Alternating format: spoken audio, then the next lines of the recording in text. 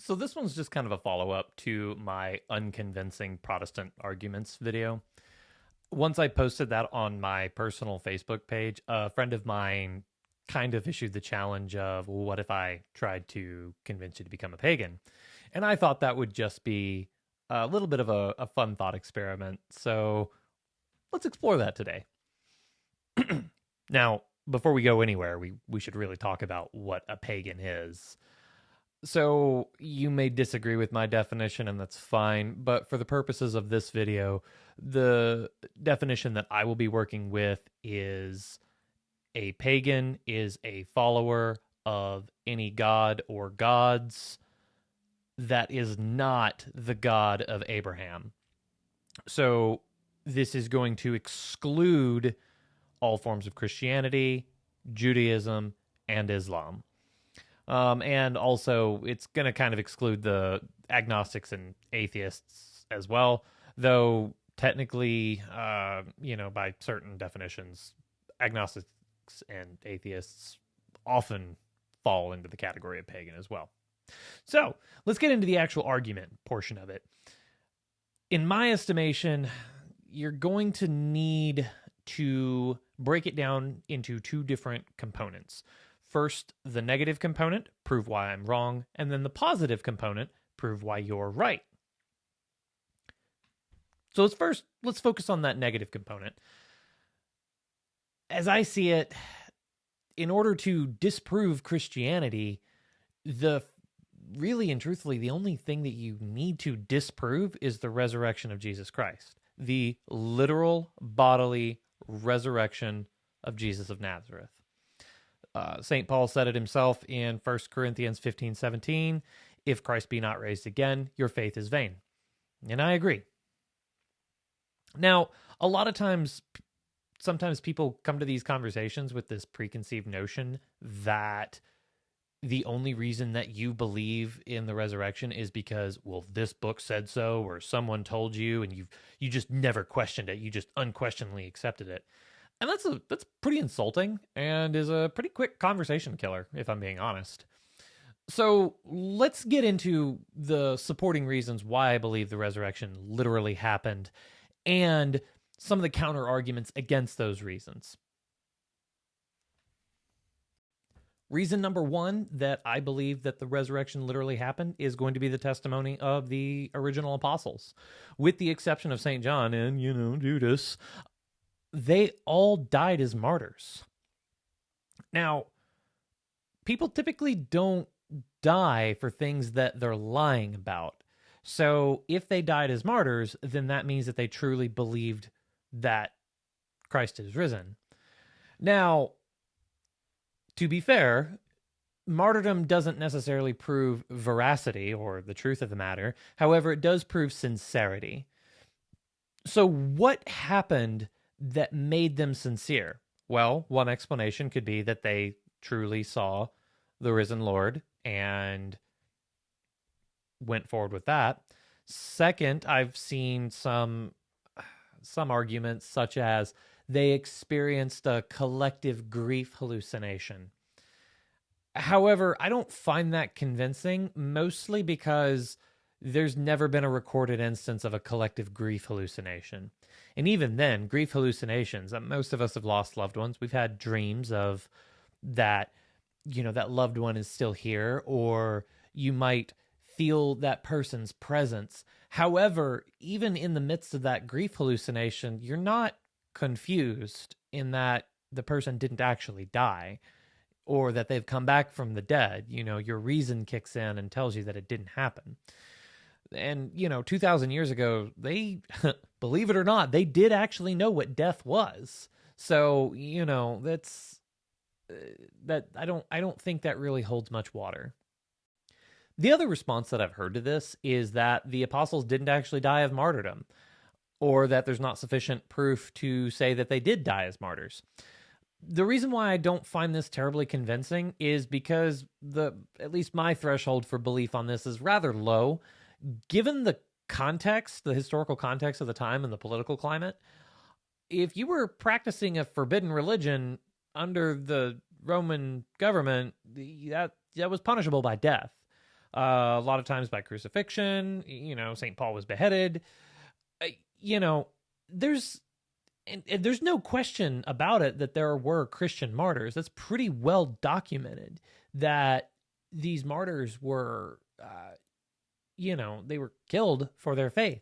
So there's no reason to believe why that the original apostles also wouldn't have, been caught and would have been killed for it. To me, it just makes sense. And like I said, my threshold for belief on this is pretty low. The other reason that I don't think that they didn't die as martyrs argument doesn't hold much water is that it lacks the positive component. It makes sense that they would have died as martyrs. It doesn't exactly make sense that they would have died natural deaths or died for other reasons, like being caught by a jealous husband or something like that. So I suppose if you really did want to die on this hill of the apostles weren't really martyred, you would have to make a positive case and produce evidence that suggested that they were killed for other reasons, or that there were stories of them living out the rest of their days and dying natural deaths. All right. So the other way that you could account for the apostles being martyred would just be to say that, yes, they were being sincere. However, they saw wrong. Jesus didn't actually die on the cross. I had it cited to me that in recent news, there were at least 2 people who seemingly resurrected. Upon further inspection of those stories, though, both of them tragic. However, the first one was the patient was mistakenly declared as dead. She revived at the funeral. They tried to save her, failed, and then she died. That wasn't a case of resurrection. That was a case of mistakenly being identified as dead. An absolutely tragic story. The other one was a recent celebrity woman, was in a wreck. She's brain dead, and due to some like legal complications or whatever, I'm not terribly sharp on the details on this one, she was declared as dead. She wasn't really dead, but then she did ultimately die. Even then, that's not what I would qualify as a resurrection. It might appear as one legally, but I wouldn't consider it one. So let's go through what Jesus went through and why I don't think anybody could have survived what he went through. So let's start off with the least serious wound that he took on, and that was the sweating of blood. I've got an article pulled up here, and I'll put the link in the description, talking about how the sweating drops of blood is a rare medical condition called, and I'm going to butcher this, hematohidrosis, during which the capillary blood vessels that feed the sweat glands break down. Blood released from the vessels mixed with the sweat, therefore the body sweats drops of blood. This makes the skin tender, so Jesus' physical condition worsened slightly. Okay, like I said, this was, out of all the things that he went through, this was probably the least severe thing. All right, so second, he was put on trial. Pontius Pilate, he ordered him to be scourged. The scourging would have happened with a whip that had many different tails on it, and at the end they would have had little lead barbs attached to them. So he would have been beaten with those. That's usually not going to be fatal if that's the only thing that happens to you. However, your condition is being worsened, and you've started to bleed out. Second of all is going to be the crowning of thorns. This is probably the second least severe thing that happened to him. So they placed a crown of thorns on his head. The thorns were digging into his skin.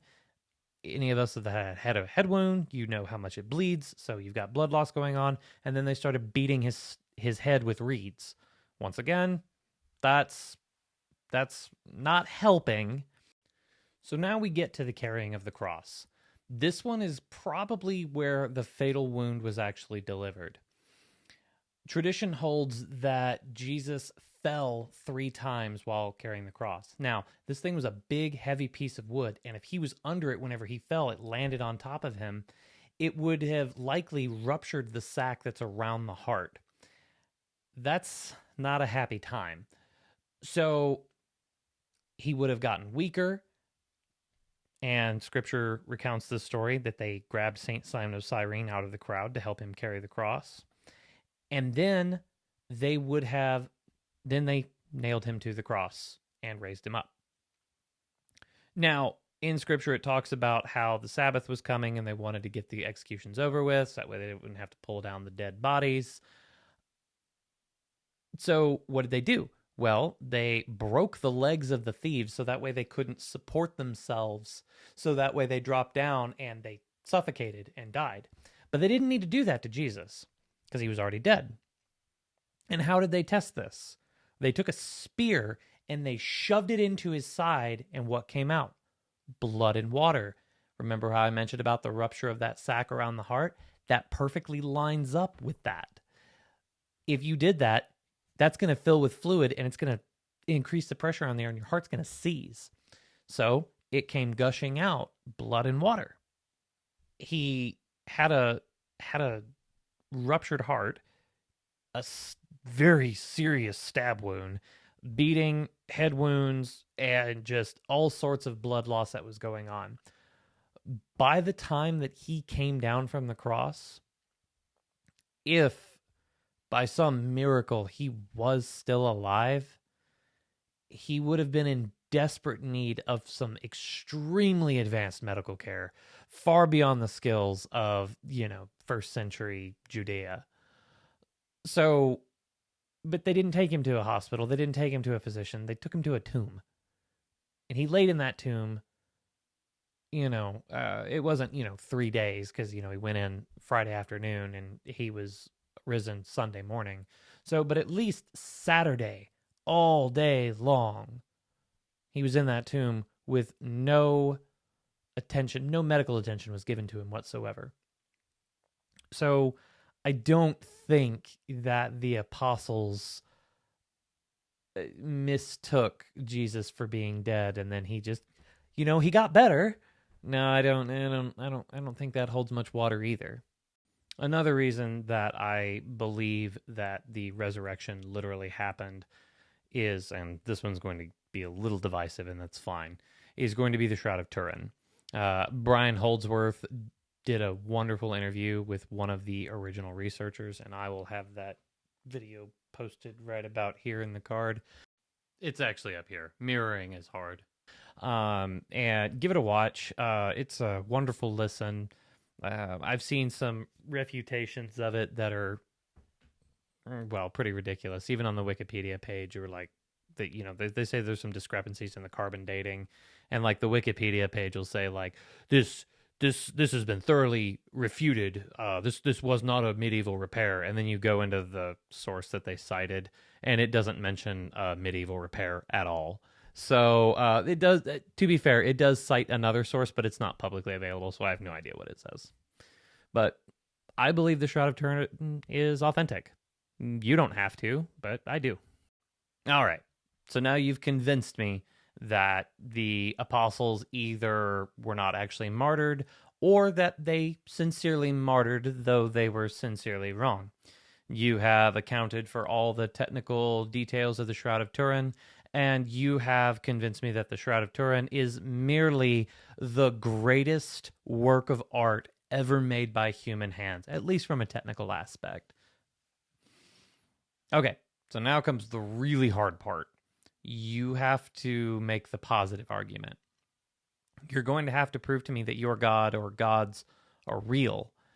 And I'm going to sound a little bit like a Reddit atheist on this one. But, modern science has accounted for all those other things that were attributed to the old pagan gods. We know how the tides work. We know it's not Poseidon. We know that lightning is not Thor, smashing up in the heavens. We know that the seasons aren't caused by an upset Demeter. So yeah, prove to me that your gods are real. Because the way that it looks now is that they are either not real or that they are dead. So that's going to be a pretty tall task. And I'm not sure. I, I don't know if there are any pagan apologists making these arguments. They're normally based in like this free relativist, oh, it's real if you want it to be real. And I don't find that remotely convincing.